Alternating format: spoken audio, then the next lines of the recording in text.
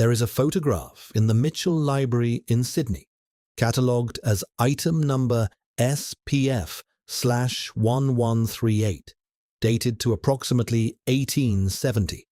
It shows George Street, the main commercial artery of what was then the largest city in the Australian colonies. The street is wide, perhaps 40 meters across, and utterly empty. Not empty of people, though it is that as well. Empty of debris, empty of construction materials, empty of the chaos that accompanies building. The sandstone facades rise 3 and 4 stories on both sides, their cornices sharp, their windows symmetrical, their proportions following principles of classical architecture that would require years of apprenticeship to execute correctly. The street itself is unpaved, the surface a uniform brown-grey, flat and compacted, as though something heavy had pressed it down and then receded. In the distance, the buildings continue, block after block, their rooflines stepping down toward Circular Quay. The photograph shows a completed city. It does not show a city being built. The official history of Sydney describes a colonial settlement founded in 1788, which grew through convict labour, free immigration, and the wealth generated by wool and gold into a metropolis of roughly 200,000 people by 1870. The sandstone buildings were quarried from locations around the harbour, the Pyrmont Peninsula and the Hawkesbury region primarily, and constructed by stonemasons who had either learned their trade in Britain or been taught by those who had. The labour records exist, fragmentary but present in colonial archives. The quarry sites exist, visible today in the excavated cliffs of Pyrmont and the cutting at Parramatta. The shipping records exist, documenting the arrival of skilled workers and the departure of wool bales. The narrative is coherent. The narrative accounts for the buildings.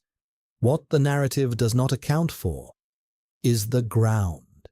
In every photograph of Sydney from the 1860s and 1870s, before the introduction of macadam paving in the following decades, the streets display a particular quality. They are not muddy, though Sydney receives over 1,200 millimeters of rainfall annually. They are not rutted, though horse-drawn vehicles were the primary mode of transport. They are flat. They are uniform. In images taken after heavy rain, the water pools in shallow sheets as though resting on an impermeable surface, rather than sinking into soil or spreading into the irregular depressions that characterize unpaved roads. The surface has the quality of something settled, something compressed, something that was once liquid and then solidified. In the photograph SPF/1138, this surface extends unbroken from building line to building line, curving gently toward a central channel that suggests drainage, though no drain construction is visible. The buildings sit upon this surface. They do not emerge from it. They rest on it, their foundations invisible, their lowest courses already at grade level, as though the ground and the architecture arrive together. This is the shape we will return to throughout this investigation: the flat, uniform, compressed surface beneath completed buildings. The surface that does not match what should be there. The surface that suggests a single depositional event rather than decades of urban development. Before you dismiss that, follow the specific evidence, not the theory, the evidence. In 1890, the Sydney City Council commissioned what would become the first comprehensive survey of underground infrastructure in the city centre. The engineers were tasked with mapping existing sewers, water mains, and gas lines in preparation for an expansion of the sanitary system. Their report, published in 1892 and held in the City of Sydney archives, under reference number SCC/PWD/1892/47, contains detailed cross-sections of excavations conducted along Pitt Street, George Street, and Macquarie Street.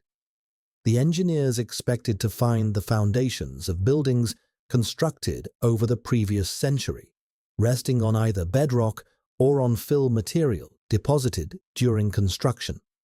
What they found, at depths ranging from 1.2 meters to 3.8 meters below the 1890 street surface, was a consistent layer of what they termed indurated clay mixed with fine siliceous matter. This layer extended across every excavation site. It did not follow the property lines of individual buildings. It did not show the disturbed stratigraphy that accompanies foundation trenching. It was uniform, continuous, and according to the engineers, appeared to have been deposited in a single episode of considerable duration. The official explanation for this layer is that it represents the accumulated fill from early colonial construction, compressed over time by the weight of the growing city. This is plausible. Cities accumulate. Debris from one generation becomes the foundation for the next. But the 1892 report contains a detail that this explanation does not cover. The engineers noted that the layer contained no wood fragments, no broken bricks, no metal scraps, no organic material whatsoever. The deposit is remarkably sterile, the report states, consisting almost entirely of mineral matter with occasional rounded pebbles of a type not native to the immediate harbour geology. Fill material from construction contains debris. It contains broken tools, discarded hardware, splintered timber. Fill material from a city that had supposedly been building continuously for a century should contain a century of waste. This layer contained only mud. Clean, uniform, sterile mud that had hardened into something resembling concrete. But this was only the surface of the anomaly. The next fact changes the picture considerably. The 1892 survey was not the only excavation to encounter this layer. In 1927, during the construction of the City Circle Underground Railway, engineers working on the St. James Station site documented a nearly identical deposit at a depth of 4.1 meters below the street surface. Their notes, preserved in the State Rail Authority archives and later transferred to Transport for NSW records, describe the material as consolidated silt of marine origin, containing microscopic shell fragments consistent with harbour sediment, though present at an elevation significantly above the historical high tide line. The St. James site sits approximately 18 meters above sea level. The historical high tide line, even accounting for storm surge events documented in colonial records, has never exceeded 4 meters at that location. The engineers in 1927 could not explain how marine sediment had been deposited 14 meters above any recorded water level. They noted the anomaly. They continued digging. The railway opened in 1932. The anomaly remains in the archives unexplained. The pattern deepens when we examine the buildings themselves. Sydney's oldest surviving structures, those dated to the first decades of the 19th century, share a peculiar characteristic that has been noted by heritage architects but never systematically studied. Their ground floors sit at or slightly below the modern street level, while their upper floors display standard proportions for the period. This is architecturally unusual. Buildings constructed in the early 19th century typically had raised ground floors to protect against damp and to assert visual prominence. The terraces of London, the townhouses of Edinburgh, The commercial buildings of American port cities all display elevated ground floors reached by steps. Sydney's oldest buildings do not. They sit flush with the ground, their entrance thresholds sometimes actually below the level of the adjacent pavement, requiring small steps down to enter. Heritage surveys from the 1980s, conducted by the NSW Heritage Council, documented this phenomenon across more than 60 buildings in the Rocks district and along Macquarie Street. The survey reports describe it as an unusual colonial adaptation, possibly reflecting the scarcity of building materials, but offer no explanation for why scarcity of materials would result in lowered rather than raised ground floors. A builder with limited stone would build smaller, not lower. A builder worried about flooding would build higher, not lower. None of the official explanations account for what happens when these buildings are excavated. In 2004, an archaeological survey preceding redevelopment at 101 George Street exposed the original foundations of a warehouse dated to approximately 1820 in colonial records. The archaeologists expected to find foundations extending perhaps a meter below the original ground surface, resting on either bedrock or on driven timber piles, which was the standard practice of the period for Sydney's often unstable harbour edge soils. What they found was a foundation extending 2.4 metres below the current street surface, but showing no evidence of having been excavated into the surrounding material. The foundation stones sat within the same consolidated silt layer that the 1892 and 1927 engineers had documented. The stones appeared to have been placed on the surface of this layer, not dug into it.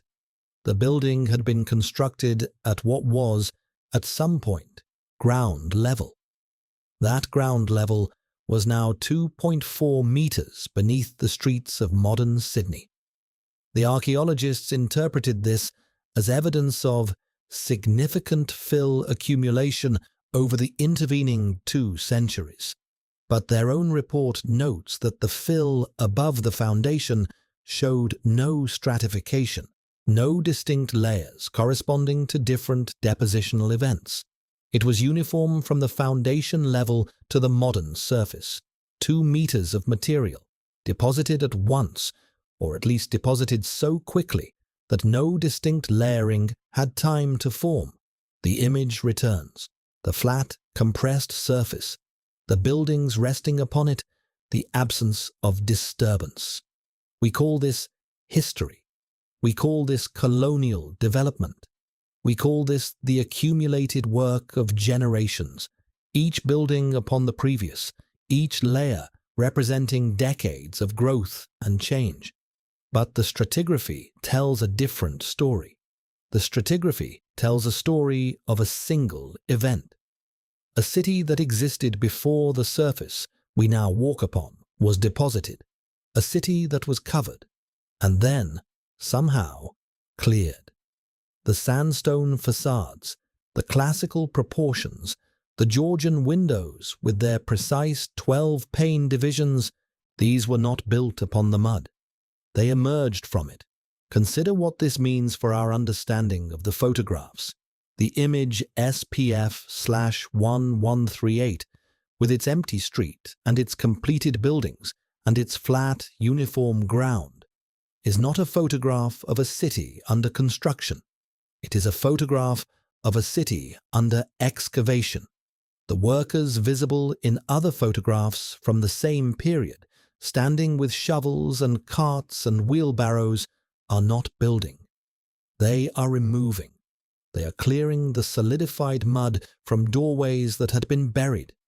They are excavating the streets down to the level of the original ground floors. They are uncovering what was already there. This is not proof. This is pattern, and the pattern extends far beyond Sydney. 1,700 kilometers to the north, in Brisbane, the same consolidated silt layer appears in construction excavations documented in 1897, 1934, and 1967. In Melbourne, 2,000 kilometers to the south, the layer is thinner but present, documented in records from the construction of the underground pedestrian network beneath Flinders Street Station in the 1960s.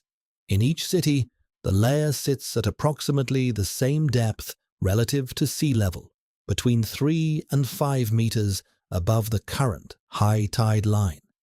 In each city, the layer contains marine microorganisms consistent with harbour sediment. In each city, the oldest buildings sit partially below the modern street grade, their lower portions appearing to have been excavated rather than constructed. The colonial records describe construction. The geology describes deposition. The architecture describes emergence. One of these narratives is incomplete.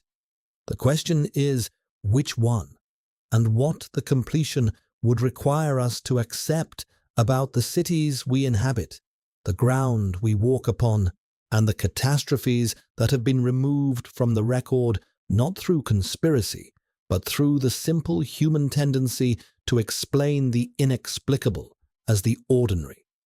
The question of why this pattern remains uninvestigated is not a question of suppression.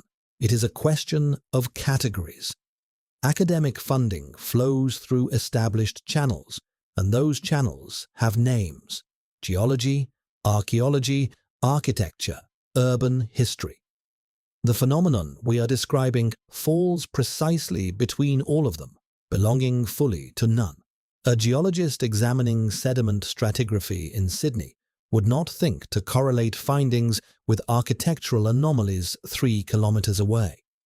An architectural historian documenting basement excavations would not consult geological survey data. An urban historian tracing development patterns works from written records, and the written records begin precisely where the anomaly ends. After the clearing, after the cleaning, after the explanation has already been accepted. This is not conspiracy. This is the natural consequence of specialization. The modern research university divides knowledge into departments, and departments compete for limited funding through peer review processes that reward incremental advances within established frameworks.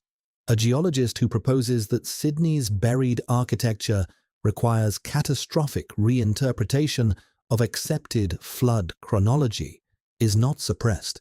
They simply do not receive funding.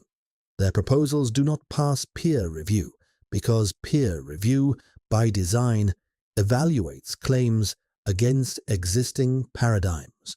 A claim that challenges the paradigm itself has no framework within which to be evaluated. It is not rejected. It is simply uncategorizable, and uncategorizable proposals do not receive grants. The Australian Research Council funded 347 projects in earth sciences between 2015 and 2020.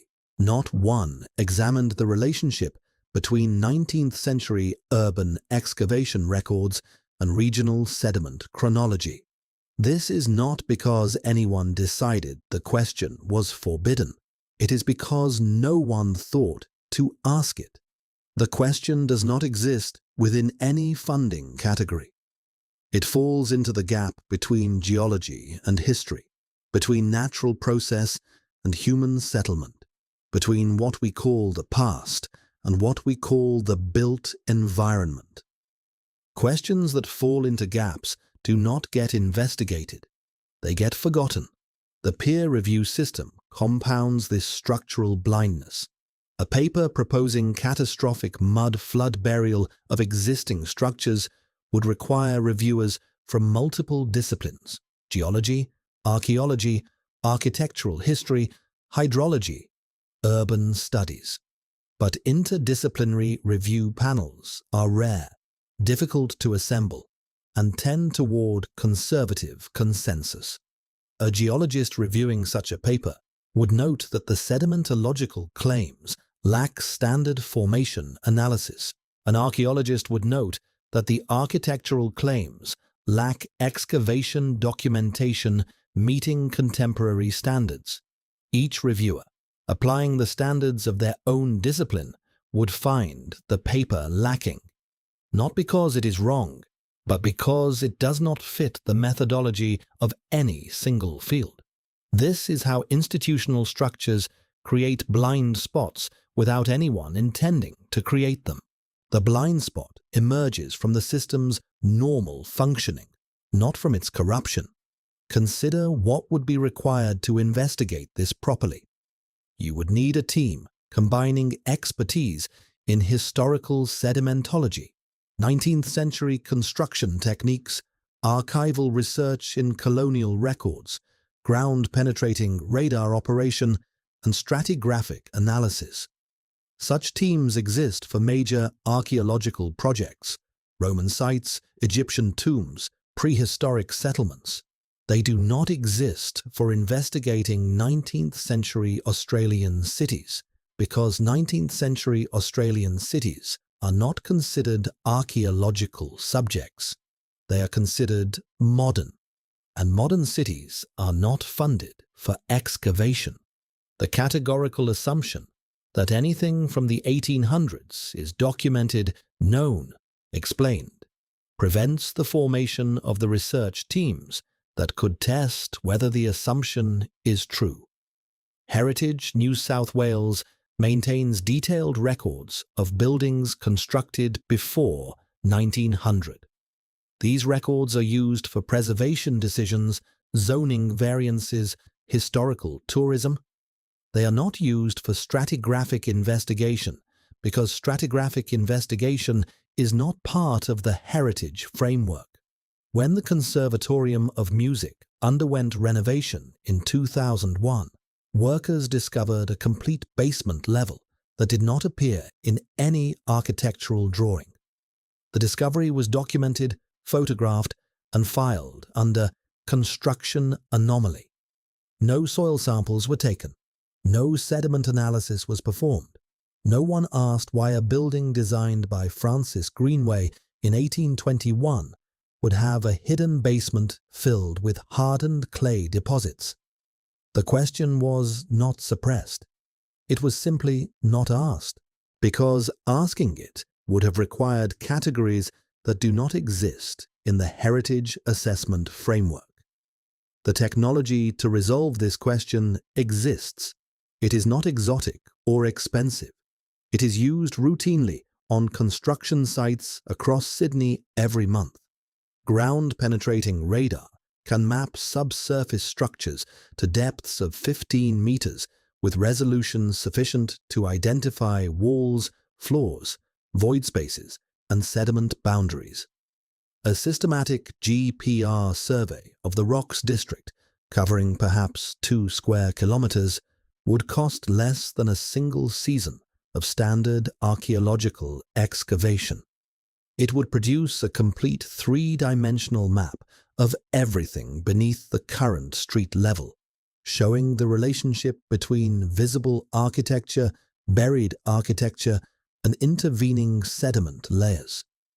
If the buildings are foundations as claimed, the GPR would show construction extending downward from the original surface.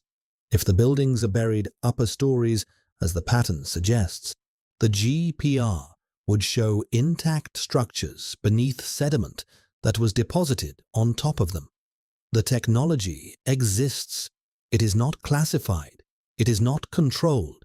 Any licensed surveying company in Sydney could perform this work within 60 days.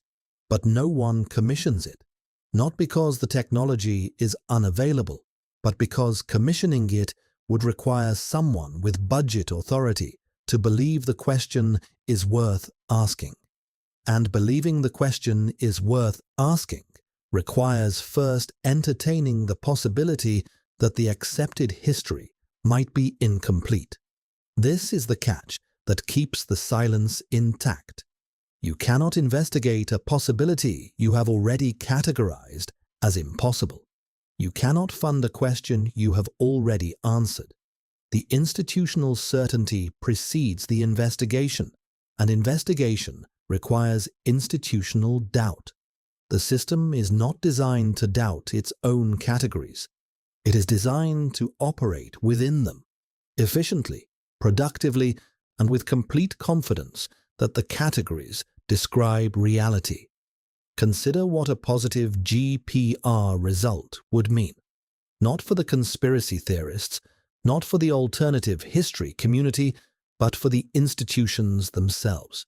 If systematic radar survey revealed that the rocks district contains buried structures beneath 3 to 4 meters of sediment deposited after their construction, the implications would cascade through multiple fields.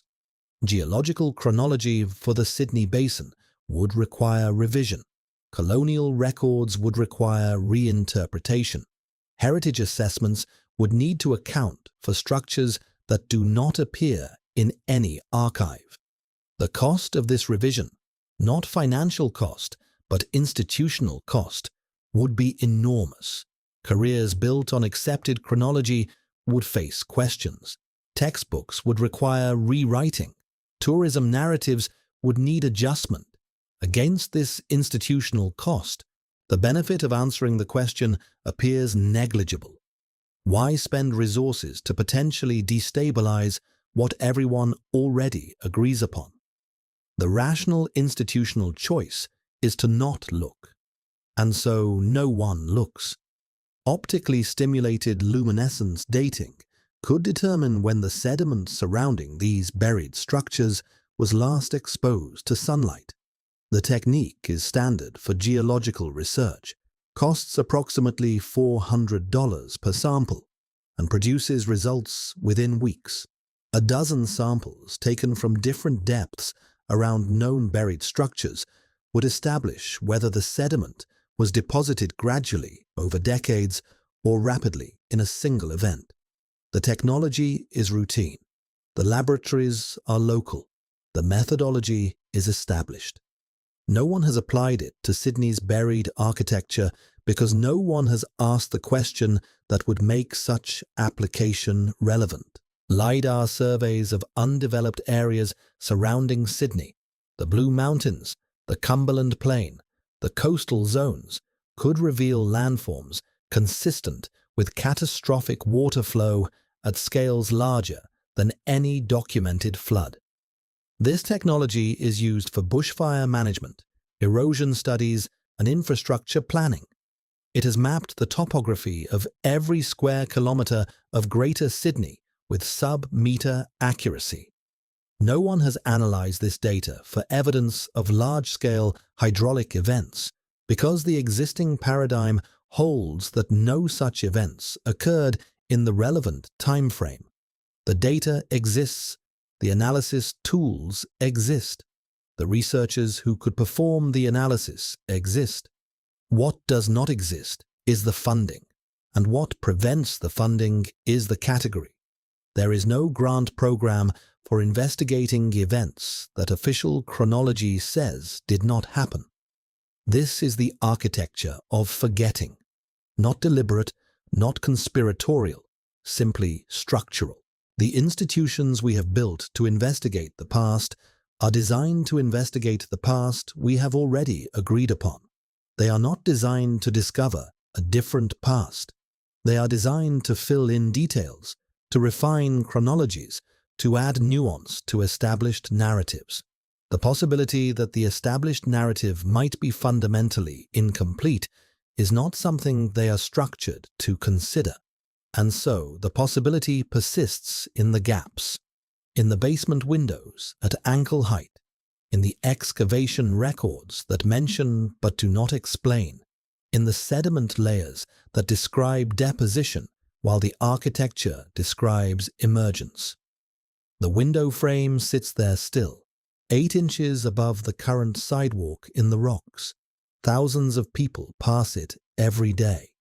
The sandstone shows its age, weathered by a century and a half of Sydney weather. Behind it, somewhere, there is more building, more rooms, more structure that continues down into earth, that the official history says was always there, was always ground, was always the foundation upon which the city was consciously constructed. But the window was not built to look at sidewalks. Windows are built to look outward, at eye level, at a world that exists at the height of human vision. Someone, at some point, stood at that window and looked out at something other than packed earth and passing feet. What they saw, where it went, how it came to be buried and forgotten and explained away. These remain questions without institutional homes. They persist in the silence between categories, in the gaps between funding streams, in the space where specialization meets specialization and neither claims jurisdiction. The question is not whether the mud flood happened. The question is simpler and more unsettling. Why, when the evidence sits in plain sight, in every heritage photograph showing buried floors, in every excavation record mentioning clearance depths, in every basement window transformed into a sidewalk curiosity, does no one think to ask what it means? The answer is not conspiracy. The answer is that we have built systems of knowledge that are very good at confirming what we already believe and very poor at discovering what we do not want to consider. The buried windows of Sydney are not hidden. They are simply uncategorized. And in the institutional architecture of human knowledge, what cannot be categorized cannot be investigated. And what cannot be investigated gradually becomes what never happened. There is a silence that surrounds certain questions, not the silence of secrets kept, but the silence of questions never asked. It is the silence of categories that do not exist, of funding streams that do not flow, of peer reviewers who cannot evaluate what does not fit their methodology. It is the silence of cities that remember their construction, but not their clearing, their settlement, but not their emergence, their foundations, but not what lies beneath them. We walk through this silence every day. We step over the sandstone sills without noticing them. We enter buildings through doors that were once second-story windows and do not wonder what happened to the first story. We read the plaques that describe construction dates and do not ask what was there before construction. The silence is not imposed from above. It rises from below, from the sediment itself, from the compacted clay and buried chambers and forgotten depths that sit beneath every step we take. And perhaps this is the most unsettling discovery of all. Not that something happened, not that the records are incomplete, but that we have built entire civilizations of knowledge, universities, research councils, peer-reviewed journals, heritage agencies, geological surveys, and all of it, all that institutional architecture designed to understand the past, has a gap at its center. A gap shaped exactly like a question no one knows how to ask.